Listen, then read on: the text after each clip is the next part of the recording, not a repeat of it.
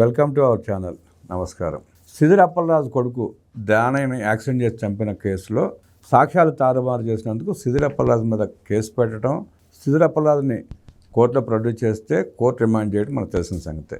నిన్న Jaganmohan Reddy Ampolu sub jail దగ్గర మాట్లాడుతూ పదే బీసీ అంటూ, మత్స్యకార కుటుంబం అంటూ, డాక్టర్ అంటూ, ఎమ్మెల్యే అయ్యాడు, నేను మంత్రి చేశాను, మత్స్యకార కుటుంబానికి అన్యాయం చేస్తాడా అంటూ ఉటంగిస్తూ పదే మత్స్యకార కుటుంబం అంటూ మత్స్యకార ఓట్లు పెంచుకునే ప్రయత్నం చేస్తున్నాడా?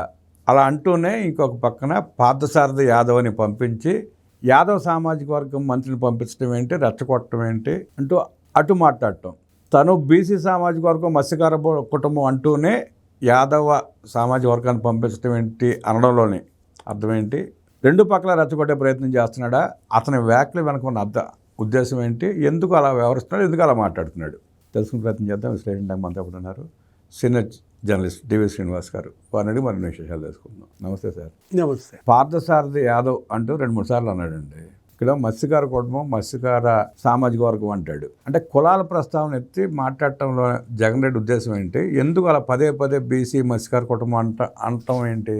ఒక రాజకీయ నాయకుడిగా కుల ప్రస్తావన తీసుకురావడం ఏంటి? ఇద్దరు బీసీలే, బీసీల మధ్యలో కూడా మరి కులాన్ని రెచ్చగొడుతున్నాడు. ఎట్లా చూస్తారు సార్? యాదవ మంత్రి అన్న యాదవ్ ఎవడు? జగన్మోహన్ రెడ్డి. జగన్మోహన్ రెడ్డి యాదవ అంటే వెధవ అంటే 1000 ఏళ్ళు ధనంతో వర్ధిల్లని కూడా చెప్తుంటారు. అసలు ఇప్పుడు యాదవ మంత్రి ఏంటండి? అంటే గౌడ మంత్రి, కమ్మ మంత్రి, రెడ్డి మంత్రి, రజక మంత్రి, అంటే మంత్రికి కులం ఉంటుందా? అంటే పదే అతను యాదవ అని ఈ మత్స్యకారులలో సానుభూతి సంపాదించుకునే ప్రయత్నం చేయడం కనిపించింది అక్కడ. అంటే ఇంతవరకు ఎంతమంది యాదవులు మంత్రులుగా చేయలేదు? ఇంతవరకు ఎంతమంది బీసీలు, ఎంతమంది ముస్లింలు? జగన్మోహన్ రెడ్డి ముఖ్యమంత్రిగా ఉన్నప్పుడు అనిల్ కుమార్ యాదవ్ అని అతను పనిచేశాడు, మంత్రిగా పనిచేశాడుగా. అంటే మరి అనిల్ని నువ్వు అలాగే యాదవ మంత్రి అని పిలిచావా? ఇప్పుడు యనమల రామకృష్ణుడు పనిచేశారు, ఆయన ఎవరన్నా యాదవ మంత్రి అంటారా? అంటే ఏంటి అసలు ఆ అహంభావం ఏంటి, ఆ పొగురేంటి? యాదవ మంత్రి అన్న ఎదవెవడన్నది అదే. అరే కమిషనర్, ఆయన ఎలక్షన్ కమిషనర్, ఆయన కులం ఎత్తుతావు. ఆయన సుప్రీంకోర్టు జడ్జి, ఆయన కులం పేరు ఎత్తుతావు. అరే అమరావతి, కమ్మరావతి అంటారు. అరే ప్రపంచాన్ని గడగడలాడిచ్చిన వ్యాధి కమ్మరోనా అంటారు. ఆ కరోనా వ్యాధికి ఏదో వ్యాక్సిన్ కనుక్కుంటే కమ్మ వ్యాక్సిన్ అంటారు. అని వీళ్ళు ఏమనుకోవాలి? మెంటల, మదమా, పొగర, అహంభావమా? అక్రమ సొమ్ముతో తిన్న డబ్బు, దాని ద్వారా వచ్చే మదం, కొవ్వు. యాదవ మంత్రి వచ్చి యాదవుల్ని రెచ్చగొట్టాడు, యాదవ మంత్రిని పంపుతావా చంద్రబాబు అంటే? ఇప్పుడు దానయ్య కుటుంబం అండి అన్యాయానికి గురైంది, నిండు ప్రాణం బలైంది. నువ్వు 16 నెలల పసికందు ఆ ద్రౌపదికి, 5 ఏళ్ల పసి బిడ్డ మరొకడు, ఒక ముసలి తల్లి కామమ్మ. ఎవరు ఆ కుటుంబాన్ని ఆదుకునేది? ఇక్కడేమో సిదిరి అప్పలరాజు కొడుకు పిల్లోడు 18 ఏళ్ళు అంటున్నాడు. ఆ 18 సంవత్సరాల పాప గురించి కానీ, 4 ఏళ్ల పాప గురించి కానీ మాట్లాడలా. 16 నెలల పసిక, 16 నెలల పిల్ల. ఇప్పుడు ఆ కుటుంబానికి అండగా కొండపల్లి శ్రీనివాస్ లేకపోతే గౌతు శిరీష ప్రభుత్వం తరపున వెళ్ళి ఆ కుటుంబానికి 10 లక్షలు ఇచ్చారు. లేకపోతే అదే మీరన్న పార్థసారథి వచ్చాడు. పార్థసారథి ఏంటి? అతను ఒక నైతిక బాధ్యత. ఆ కుటుంబం, వాళ్ళ నాన్న రెడ్డప్ప యాదవ్, ఆయన అప్పట్లోనే ఎంపీగా చేశాడు. అదేదో వాళ్ళ ట్రస్ట్ ఏదో ఉందో, వాళ్ళ నాన్న ట్రస్ట్ తరఫున ఒక 5 లక్షలు ఇచ్చాడు. ఇక్కడ దాకా ఎందుకు? రామచంద్ర యాదవ్ వచ్చాడు, అతను ఏదో పార్టీ ఉంది, బీసీవై అధ్యక్షుడో ఎవరో. ఆ రామచంద్ర యాదవ్ వచ్చి ఏం చెప్పాడు? అక్కడ నీకు ఇల్లు కట్టించిస్తానమ్మా, నీ బిడ్డల చదువు బాధ్యత కూడా నేనే తీసుకుంటాను అంటే రామచంద్ర యాదవ్ వచ్చి అక్కడ యాదవుల్ని రెచ్చగొట్టాడా?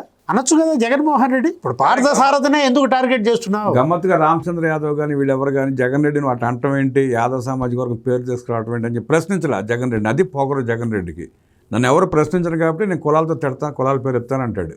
అంటే నీకు నీ ఓట్లు లేకపోతే నీ ఎలక్షను దానికి ఉపయోగపడే రకంగా ఏ కులాన్ని అయితే ఆ కులాన్ని వాడుకుని వదిలేస్తావా? సరే, ఎలక్షన్లో పోటీ చేసి గెలిచే ఉద్దేశం ఉన్న నాయకుడైతే, అధ్యక్షుడైతే ఇలా కుల ప్రస్తావన తీసుకురాడు.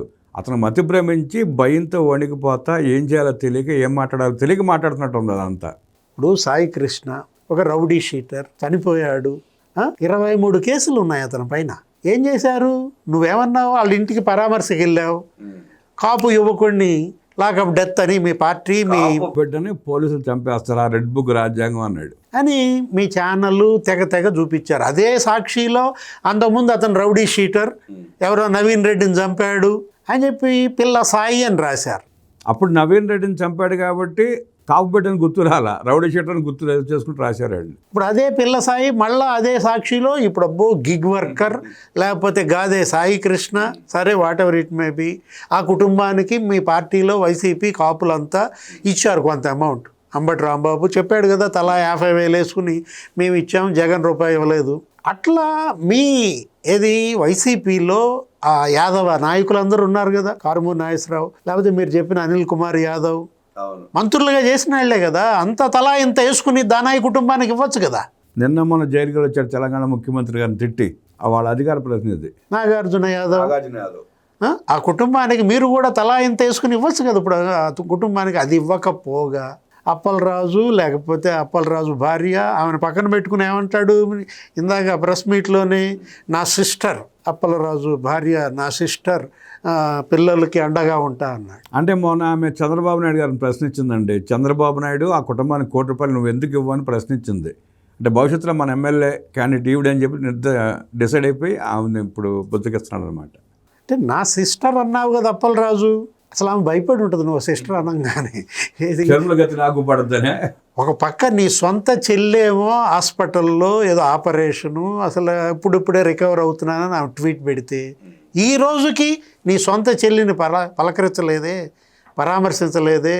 ఇప్పుడు వీళ్ళంతా నువ్వు చెల్లెళ్ళంటే ఎవరు నమ్ముతారు నిన్ను? ఇప్పుడు జగన్మోహన్ రెడ్డి ఇవాళ ఏంటంటే ఐడెంటిటీ క్రైసిస్లో పడ్డాడు. అతన్ని ఎవరు నమ్మే పరిస్థితి లేదు. ఇక రేపో మాపో నన్ను అరెస్ట్ చేస్తారన్న భయం ఒకటి వచ్చింది. ఎప్పుడైతే కేఎన్ఆర్ని పిలిచి విచారించారో, వరుస పెట్టి ఈడీ ఎంటర్ అయిందో, వాళ్ళ ముగ్గురిని అరెస్ట్ చేసిందో, కేసిరెడ్డి రాజ్ లేకపోతే వాసుదేవరెడ్డి, కారుమూరి సునీల్, ఇక next arrest Jaganmohan Reddy, next నోటీసులు అంటిస్తున్నారు వాళ్ళ ఇంటికని రకరకాలుగా వచ్చిన దీంట్లో భయం. దానికోసం నాకు ఇంతమంది ఉన్నారు చూసారా నా బలం అని ప్రధాని మోడీకి చాటుకోవటానిక. మోడీకి చాటుకోవడం ఒకటి, రేపు ఒకవేళ అరెస్ట్ చేస్తే వీళ్ళందరూ రోడ్డు మీదకి వచ్చి గందరగోళం చేయడానికి, అల్లర్లు చేయడానికి ఉపయోగపడతానని ఉద్దేశంతో పుంచి తిరుగుతున్నట్టున్నాడు రోడ్డు మీద పడి. ఒకవైపు భోగాపురం ఎయిర్పోర్టు ఇనాగరేషన్, మోడీ వస్తున్నారు. అంటే మోడీ రాబోయే ముందు నువ్వు అక్కడికి వచ్చి ఆ భోగాపురంలో ఈ దండయాత్ర చేసావంటే ఇండికేషన్ ఏంటి? మోడీ కూడా వార్నింగ్ ఇచ్చినట్టేనంటారా? అంతే కదా, ఇది మోడీపై దండయాత్ర, ఇది కేవలం చంద్రబాబుపై దండయాత్ర అని ఎలా అనుకుంటారు మీరు? ఎన్డీఏ ప్రభుత్వమే దండయాత్ర. ఎందుకంటే తెలుగుదేశం, బీజేపీ, జనసేన ఇవాళ జగన్మోహన్ రెడ్డి ఈ ఆంపోలు జైలు సందర్శన, అదేంటంటే ఆ పర్యటన అది ఎన్డీఏ కూటమిపై దండయాత్ర. బీజేపీపై దండయాత్ర, మోడీపై దండయాత్ర. నన్ను గనక జైల్లో పెడితే చూసారా నా వాళ్ళు ఇంతమంది అని ప్రదర్శించడం కోసమే ఈ జన సమీకరణ. ఎంత భయపడుతున్నాడు సార్. గత పోలీస్ డిపార్ట్మెంట్కి జగన్ రెడ్డి బయటకు వచ్చి ఎలా చేస్తాడో, ఎంత వికృతంగా వ్యవహరిస్తాడో గత అనుభవాలు ఉన్నాయి. అయినా మళ్ళీ నన్ను ఎందుకు అలా చేశారు సార్ వీళ్ళు? అది మారాలి. ఇవాళ పోలీసింగ్ కూడా మారాలి. ఇది ఒక లెసన్గా తీసుకోవాలి. ఎందుకంటే అతను ఒక హ్యాబిచువల్ అఫెండర్గా మారాడు. ఇప్పటికి ఎన్ని పర్యటనలు చేశాడు? 24 నెలల్లో 10-12 పర్యటనలు మీరు చూశారు కదా. ప్రతిసారి మీరు నోటీస్ ఇస్తున్నారు కదా. ప్రతిసారి నోటీసులు ఇస్తున్నారు. వాళ్ళ దాడులు కూడా పోలీసుల మీదే చేస్తున్నారు ప్రతిసారి. ఇప్పుడు 4 వాహనాల్లో రొంపిచర్లు అన్నారు, నోటీస్ వచ్చి ఇచ్చారు. ఎన్ని వాహనాల్లో వెళ్ళాడు? 100 వాహనాలు వెళ్ళాడు. ఎన్ని గంటలు పట్టింది? అంటే అరగంటలో వెళ్లాల్సిన రొంపిచర్ల ఏం చేశాడు? 6 గంటలు 7 గంటలు నరకం చూపించాడే. ఆ సింగయ్యను తొక్కి చంపాడు. అక్కడేగా సింగయ్యను తొక్కి చంపింది. ఇప్పుడు ఆరవ వర్మ వీడిని తొక్కి చంపాడు, దానయ్యని. జనాన్ని తొక్కి చంపే పార్టీగా వైఎస్ఆర్ కాంగ్రెస్ పార్టీ. అరే ఈ తొక్కి చంపుడు ఏందండి? అరే బయటకు వస్తే ఇప్పుడు అదే మీరు అన్నట్టుగా ఇప్పుడు ప్రతి పర్యటన అప్పుడు బంగారుపాలెం వెళ్ళాడు, అక్కడ అదే పరిస్థితి. నెల్లూరు పరామర్శకి వెళ్ళాడు, జైలు పరామర్శ. సత్యనపల్లి అదే పరిస్థితి. ప్రతి చోట జగన్మోహన్ రెడ్డి పర్యటన ఇంత ఉద్రిక్తతలు, జనానికి ఇంత నరకం ఎందుకు ఉపేక్షిస్తున్నారు? హ్యాబిచువల్ అఫెండర్గా అతను ఇంకోసారి పర్యటన కనుక ఇలాగే ఇస్తే షెడ్యూల్, మీరే తీసుకెళ్లి లిఫ్ట్ చేసి అక్కడ దించండి. గవర్నమెంటే హెలికాప్టర్ అరేంజ్ చేయండి. ఆయన వెళ్లాల్సిన పర్యటన రోడ్డు మార్గం గుండా కాకుండా ఆయన అదే కోరుకునేది. నేను ముఖ్యమంత్రిని అంటున్నాడు ఇప్పటికి కూడా. అట్లాగే ఫీల్ అవుతున్నాడు. వ్యవస్థ కూడా అట్లాగే ఫీల్ అయ్యి అతను సహకరిస్తుందిగా. పెట్టండి హెలికాప్టర్, లేపండి అక్కడి నుంచి దించండి ఆయన అక్కడ దించమంటే. సో పోలీస్ డిపార్ట్మెంట్ కూడా చాలా మంది ఇవాళ జగన్మోహన్ రెడ్డి ముఖ్యమంత్రి అనుకుని వ్యవహరిస్తున్నారు. జనానికి నరకం తప్పించండి. అతను ఏంటంటే నరకం చూపించాలని డిసైడ్ అయిపోయాడు. అటు ప్రభుత్వానికి కాదు, ఇటు పోలీసులకు నరకం చూపిస్తున్నాడు. ఎంతమంది ఆ బందోబస్తులో పోలీసులు అండి? రేపు పొద్దున మోడీ పర్యటన, అక్కడ బందోబస్తు చూసుకోవాలి. నిన్న పర్యటనలో కొంతమంది పోలీసులు దెబ్బలు తగిలి ఒక మహిళా ఎస్ఐ పట్ల అనుచితంగా ప్రవర్తించారు. ఆమె తలకాయ ఉంచుకుని పారిపోయింది తట్టుకోలేక. పాపం చేతులు దాచుకుని ఏది ఈ క్రూర మృగాలు కీచకుల్లాగా చుట్టుముట్టారు వీళ్ళంతా అమ్మాయి చుట్టూ, మహిళా ఎస్ఐ. అయినా పోలీసు పెద్దల మనసు కరగలే ఇంకా. ఇవాళ పోలీస్ మేల్కోవాలి. మనం అంటాం అదే, ఏది ఇవాళ పోలీస్ ఇవాళ దీనిపైన కఠిన చర్యలు తీసుకోవాలి, మళ్ళా పునరావృతం కాకుండా చూడాలి. రాబోయే పర్యటనలు జగన్మోహన్ రెడ్డి ఆయన షెడ్యూల్ ఎప్పుడు విడుదల చేసినా కూడా ఇవాళ ప్రభుత్వం ఇలాగే చూసి చూడనట్టుగా ఈ విధంగా కనుక ఉపేక్షిస్తే అతను కోరిందే జరుగుద్ది. అతను నరకం చూపిస్తున్నాడు. అతనేంటి పగబట్టాడు, రాష్ట్రంపై పగబట్టాడు, ప్రజలపై పగబట్టాడు. ఇలా ప్రతీకారం ప్రజల మీద పగబట్టి నరకం చూపిస్తున్నాడు. పోలీస్ వ్యవస్థ మీద నమ్మకం కోల్పోయేలా చేస్తున్నాడు. రూల్ ఆఫ్ లా బ్రేక్ చేస్తున్నాడండి, బ్రేక్ డౌన్ చేస్తున్నాడు. Law break down, order break down, law and order break down చేస్తున్నాడు. అసలు పోలీసుని వీకెండ్ చేస్తున్నాడు. అతను ఏంటి, అటు చట్టం అంటే గౌరవం లేదు, ఇటు న్యాయం అంటే విశ్వాసం లేదు. కోర్టులనే ఆయన లెక్క చేయడు, జడ్జీలనే కులం పేరుతో దూషిస్తాడు. ఇప్పుడు ఏం చేయాలా? ఏమయ్యాయి ఆ 11 సిబిఐ కేసులు, 9 ఈడీ కేసులు?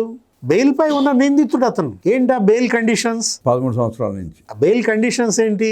ఇవి బెయిల్ కండిషన్స్ ఉల్లంఘన కాదా? ఇప్పుడు ఈ విధంగా ఈ గంట వెళ్ళాల్సిన ప్రయాణం 7 గంటలు చేస్తూ ఇంతమందిని పోగేసి ఇంత న్యూసెన్స్ క్రియేట్ చేస్తున్నాడు, సివిల్ అన్రెస్ట్ క్రియేట్ చేస్తున్నాడు.